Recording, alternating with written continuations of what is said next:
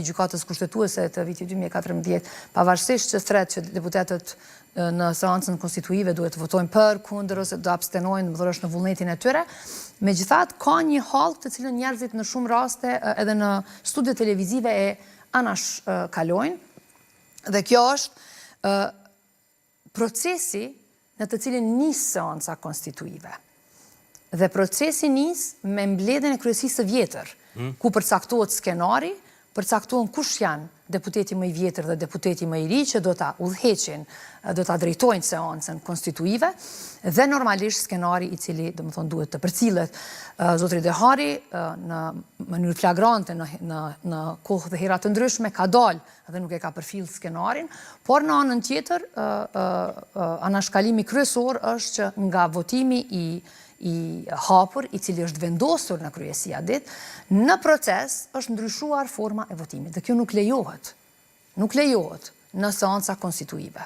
Ne mund të kemi formë të votimit të mbyllur dhe të hapur në seanca të rregullta për çështjet e caktuara. Besoj keni parë bordet ose proceset e caktuara votohen me proces të mbyllur, por ky nuk është ai rast. Dhe duhet ta kenë të qartë të gjithë aktorët pa dallim.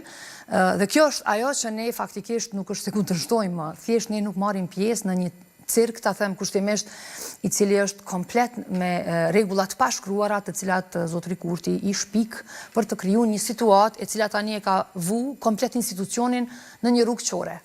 Në një rrugë qore, në cilën nëse po akuzon për bllokat, juve si PDK, LDK-n, AK-n, bashkë me listën serbe sipas tyre, po bllokoni konstituimin e kuvendit. Shikoni, partia e cila ka fituar shumicën e votave në zgjedhje, përveç që ka mundësinë të propozoj dhe ta marrë pozicionin e institucionit kryesor, domethënë Parlamentit të Kosovës, normalisht me atë mundësi i vijnë edhe detyrimet, sepse ne nuk kemi detyrim të votojmë zotit Kurti çfarëdo që ai dëshiron. Dhe kur them detyrimet, nënkupton shumicën e thjeshtë.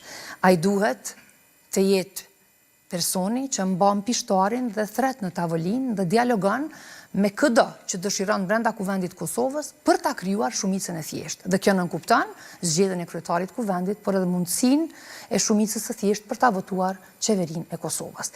Andaj,